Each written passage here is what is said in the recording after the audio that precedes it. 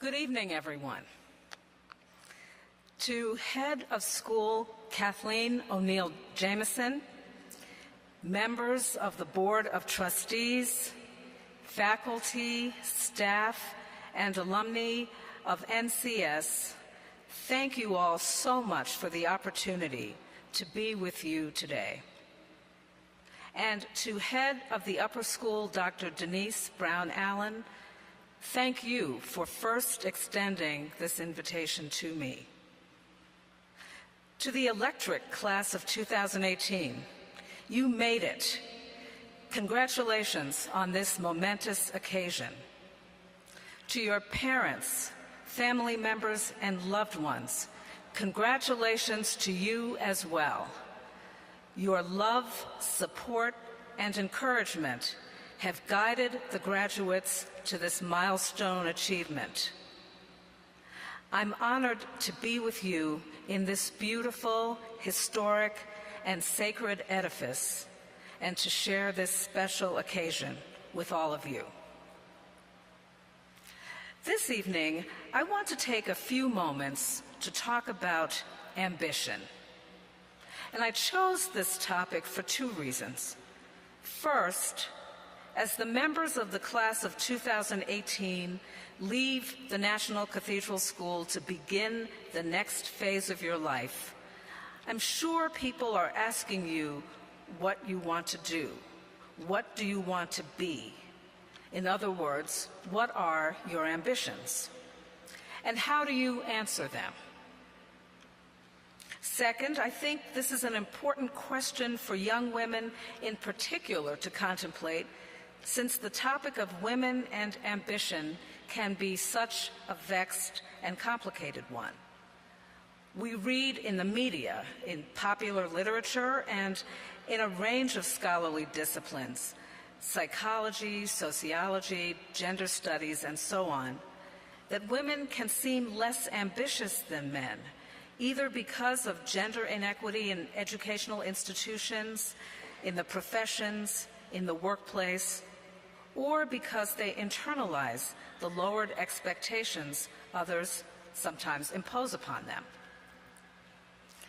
Now, if someone had asked me on the day I graduated from high school what my ambitions were, I would have said that I planned to go to college. As you've heard, I went to Bates College, to be more specific, but I don't think I could have come up with much more than that. Or if I had come up with more than that, I would have been faking it. Indeed, throughout my career, I've been asked about my ambitions. Did I always know that I wanted to be a professor, a dean, or a college president? And typically, I'd respond by saying something like this: I loved academics, I worked hard to perform well. When a door opened, I would walk through. So I didn't go to college knowing that I wanted to earn a PhD. I didn't become a professor knowing that I wanted to become a dean. And I certainly didn't become a dean knowing I wanted to become a college president. But when these possibilities presented themselves, I took advantage of them. Now, at some level, that account is true enough, but it's incomplete, and frankly, it sounds rather passive. It sounds like a story of things happening to me, but not an account of my intentional pursuit of a career path. And over time, I began to wonder if this account reinforced stereotypes of women's passivity. This account didn't teach me anything about myself, and I wasn't certain that it was useful to anyone who might want to learn from my experiences. In retrospect, I think that I told the story of my career path this way because I was somewhat uncomfortable with traditional ideas of ambition. I think that I understood ambition too narrowly, as the ruthless pursuit of one increasingly powerful and visible position after another. I wanted to do work that was meaningful to me and to others, and to try to live a balanced life with room for friendships, family, and my other interests. And I don't think that I fully appreciated that that goal could be compatible with ambition. I've come to realize, though, that ambition takes many forms. It does not always look like the dogged pursuit of power for its own sake. It does not always look like self-promotion at any cost. It can look like a passion for a particular career or a desire to make the world more just and equitable. And if I reflect on the qualities that guided me, I think that my ambition has expressed itself as curiosity, as a willingness to take risks, and a desire to pay it forward, to pass it on. I learned and developed these qualities in my family and in the educational institutions that shaped me. So I was born and raised in Brooklyn. I'm the daughter of retired educators. My father was a biology professor, and my mother an elementary school teacher. They encouraged in my siblings and me a love of reading and a love of learning. And as we came of age, I think that avid interest in reading, as well as our exposure to the many cultural opportunities New York City affords, and our strong liberal arts educations, made my siblings and me curious about unfamiliar ideas, about new experiences, and about people different from ourselves. I did not arrive at Bates College with an idea about what I would become, but the liberal arts education I received as an English major there was broad and deep enough that it prepared me for the opportunities life offered me. My years at Bates expanded my intellectual horizons and further cultivated the curiosity I had developed as a child. I learned greater discipline, the gift of being able to work collaboratively, and the ability to think and write clearly and analytically. I also came to appreciate the value of being pushed to study subjects that were new to me and that introduced me to unfamiliar ways of knowing: philosophy, religion, psychology, to name but a few. Fareed Zakaria describes the power of a liberal arts education eloquently in his book entitled In Defense of a Liberal Education, where he writes, and I quote, "Whatever job you take, the specific subjects you studied in college will probably prove somewhat irrelevant to the day-to-day work you will do soon after you graduate. What remain constant are the skills you acquire and the methods you learn to approach problems. Given how quickly industries and professions are evolving these days, you will need to apply these skills to new challenges all the time. Learning and relearning, tooling and retooling are at the heart of the modern economy." End of quote. When I was in college, I decided to spend my junior year in England, even though I had never been out of the country, and indeed I had never before been on an airplane. And that decision led to the most transformative experience of my college years and has remained one of the defining moments of my life. It taught me that I could quickly adjust to and feel completely at home in a different country. It helped me see that people from different cultures understand and approach the world differently, and it turned me into a traveler, someone who seizes each opportunity to visit new places. Perhaps most importantly, it taught me the value of being willing to take risks, to walk towards things that frighten me. And I would venture to say that each of my accomplishments, any accomplishment that I've achieved, has required me to choose the unfamiliar over the comfortable. Most recently, the decision to leave an institution where I had taught for many years to become president of a different one. Now, everything I've said about curiosity and risk-taking would not have been possible had I not had mentors who believed in my potential, who gave me candid and honest advice when I needed it, and who themselves modeled the importance of paying it forward.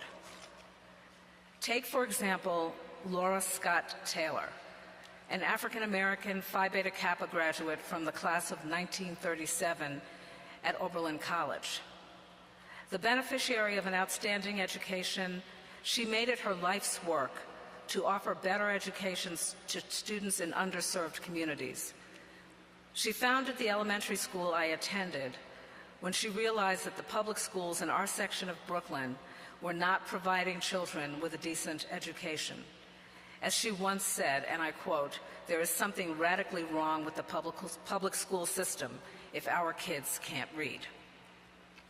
A brilliant, hardworking, dignified, and elegant woman, and one of my earliest mentors, Laura Taylor served as the unsalaried principal of this school from 1960 until 1992. Although the school closed in the early 2000s after she had passed away, the school improved the life chances of generations of students, producing graduates who went on to pursue careers in all walks of life: medicine, law, the arts, civil service, education, and so on. And let me mention another mentor, Ruth Simmons, former vice provost at Princeton University, former president of Smith College, former president of Brown University, and now president of Prairie View University. Ruth Simmons has also been a mentor to me and to many other college and university presidents around the country. She did not rest on her own successes, but she has committed to helping others, whatever their backgrounds, to become more effective leaders in higher education. From mentors like these two women, I've learned that ambition need not stop with one's own goals. Like them, I feel a duty and a responsibility to help others who are underrepresented in higher education and other professions to achieve their highest potential. These qualities of curiosity, a willingness to take risks, to walk towards things that one fears, and a desire to pay it forward have all factored into any professional success that I enjoy. These may not be the single-minded pursuit of a goal, but they are not passive. They are active expressions of ambition. I invite the members of the graduating class to reflect on your own experiences, to see what they tell you about your ambition. Remember that there is more than one way to be ambitious, successful, accomplished. As you move into and through the next stage of your lives, develop the habit of making time for reflection. Find a place on your campus where you can be alone with your thoughts. It might be a nook in the library or the student center or in an academic building. It might be in your own room. Or you might find that, like me, you do your best thinking when you're walking. But use that time alone for reflection and contemplation as you commit to the lifelong process of discovering and rediscovering your authentic self and the kind of person you want to be. A couple of years ago, I was fortunate to have had the opportunity to see Hamilton, Lin-Manuel Miranda's highly acclaimed musical based on the life of Alexander Hamilton.